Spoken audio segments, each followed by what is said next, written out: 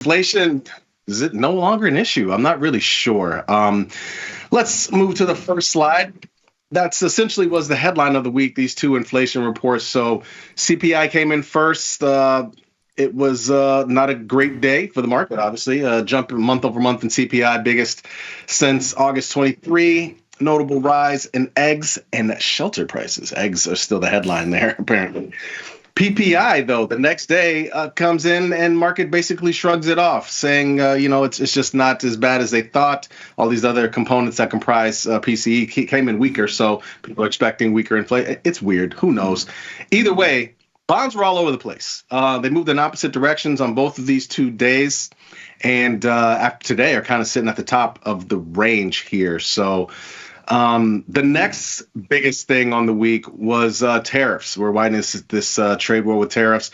25% tariffs on aluminum and steel, and also potentially moving to have reciprocal tariffs against nations who have higher tariffs against us. Those are supposed to start April 1st. Now, the one thing I will say is a couple of Mondays ago, obviously we dropped really big on talk of tariffs, right? Yesterday, when there was more talk of tariffs, market actually took off throughout the rest of the day, and we ended up on the highs. What do you make of that? What do I think of what? The market? Like 1 minute, it's bad for the market when tariffs are mentioned. The next minute, market doesn't seem to care about tariffs. Yeah, like yesterday, we literally. Nothing, my friend. I think the market is immune to tariff talk now. I mean, we're already. I think the market's already tired of it. Yeah. Next. What's the next thing? Next. Yeah. Next. Okay. It's going to come out of some place you don't know if it's going to affect the market one way or the other. It's not going to be because of tariffs. It's not going to be reciprocal or anything else. It's going to be something that we don't even know about. Fair enough. For volatility, you're saying? Yep. Absolutely. Yep. Yes, for sure. Yep. The dollar is red for 3 straight days in a row and 4 out of the last 5 weeks. So the dollar might be weakening here, which is really interesting. I would have expected a little bit different, but we'll see. Obviously, it's just trading. Speaking of volatility, VIX and VVIX both negative for the 5th straight week. That's right. Volatility is down 5 weeks in a row. VIX is 15. VVIX is 95. Of course, the long-term averages of those are 20 and 100. So things are fairly quiet on the ball front. Let's move to the next slide.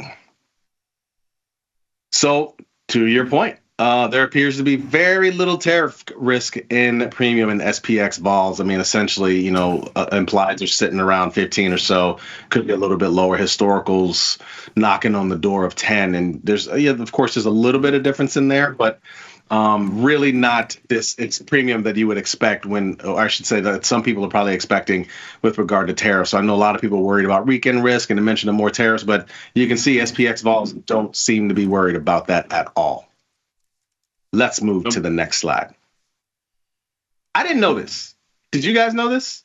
Mexico and Canada account for 40% of U.S. steel imports last year. When you look at other countries. Canada's number 1, 6.6 million metric tons. Brazil's number 2 at 4.4 metric tons. Mexico's number 3 at 3.5 metric tons. So this is obviously where a lot of the tariff stuff is coming from when you're talking about what's going on with metals. And then there's another one with aluminum. We get a ton of aluminum from Canada and nowhere really else. So this is kind of where the countries that are being targeted right now. But I mean, 40% comes from Mexico and Canada. Who knew? I didn't know this because I've been an AI expert on Twitter. Now I'm switching to be a tariff expert on Twitter. So I'm not up on my game yet, but I know I've got a bunch of emails about this. People talking about home builders or maybe even, some metal suppliers, maybe that'll be a little bullish or bearish. Some people make the argument it's going to be bullish because prices are going to go up. Some people make the argument it's going to be bearish because they're not going to have any inventory. I mean, who knows what it means? I think if you know it, I know it. We're already talking about it. It's baked into the market. What do you want to do about it is my answer. Find a strategy that's going to fit your assumption.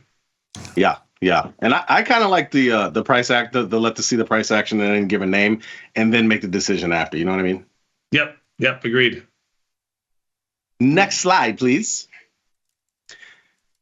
Mag 7 names have not really killed it on earnings, as we've noticed. And the reason why is their sales surprises have been down. When you look back at 2023, they were crushing it. I mean, 2.5%, 2.4% over sales surprise. They were crushing it on earnings. They were moving big. This time around, I mean, Meta might have moved big, but other than that, Google was down. Apple was fair. A lot of these moves have been muted, and it's made for good selling opportunities in those earnings names. So they're really just not crushing it on earnings more recently, and that's what we talked about, this slowing growth in the Mag 7 names that people have been worried about. Earnings have been good to us. Well, the market's not that worried. Yeah. Market's not worried, no. Not yet, no. Have you Chinese names? I know you guys trade these every now and again. Chinese, I just happened to notice this yesterday with Baba, but Chinese tech names particularly have been bid recently. Baba's up 46% over the past 6 weeks. You got JD, you got KWeb, FXI, Baidu, some of the names that we've noticed, but obviously KWeb is more geared towards China tech, and it seems like now those have been some of the names moving recently. Talk about volatility. The only where you can really see a little bit of bid is currency vol. I'm not sure if you looked at these, but remains bid. 1 month implied vols for the G7 currencies increasing to like that 82nd percentile. Euro, and in order actually as far as IVRs, Euro, Canadian dollar, yen, and the Aussie dollar. They're kind of bid right now. Trading any of those? I keep looking at some strangles on some, but I can't bring myself to do it, man. I just feel like I have strangles on all of them, and they are challenging. You have to have a little delta, so you got to skew your strangles. So like I just rolled them all today. So I have the euro. In which way though? What? Yeah, but skew delta in which way? Well, I'm skewing them. I'm long all the currencies. I'm staying long all year. So I'm super bearish on the dollar. So I'm long the euro, the Canadian dollar, the Japanese yen, the Aussie dollar, the British pound, and they're all up again today. They're all up big today.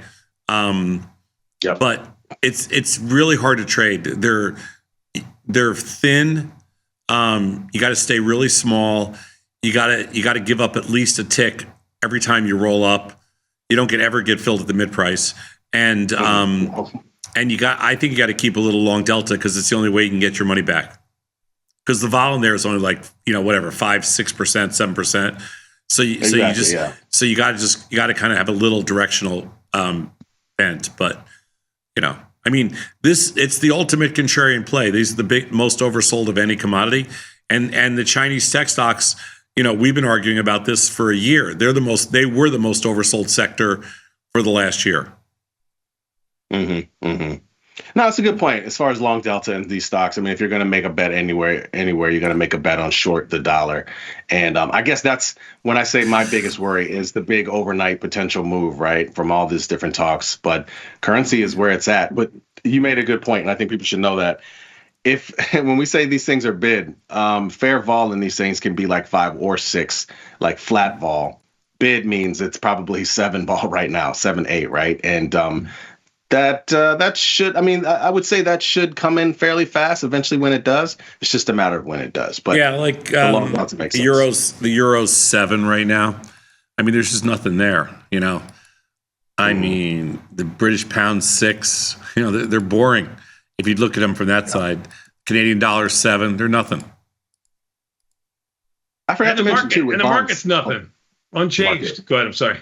I forgot to mention this week the fact that bond vol did come in. I noticed it came in on PPI day. I was a little surprised because ZB, I should say more than anything, longer term bond vol. I had mentioned a couple of weeks ago how that was kind of bid with all this other stuff going on infrastructure wise, and then it just kind of collapsed on yesterday, which I thought was kind of interesting. Mm-hmm. So supposedly Apple is having this product event on February 19th. Tim Cook tweeted something yesterday about welcome to the family. So it would be awesome if they have a new product because the damn sure haven't had one in a while, but we'll have to wait and find out. Meta shares 18 days in a row, man, up. I mean, it's just kind of funny. It's just something I had to mention. I couldn't help it. Markets are closed, of course, on Monday. Next big things we got coming out, macro-wise, FOMC meeting minutes on Wednesday, and then February options expiration on Friday. So fairly quiet next week when you consider we got a 4-day week as well. Research, February 11th, OJ, the good and the bad of bullish credit. Check it out.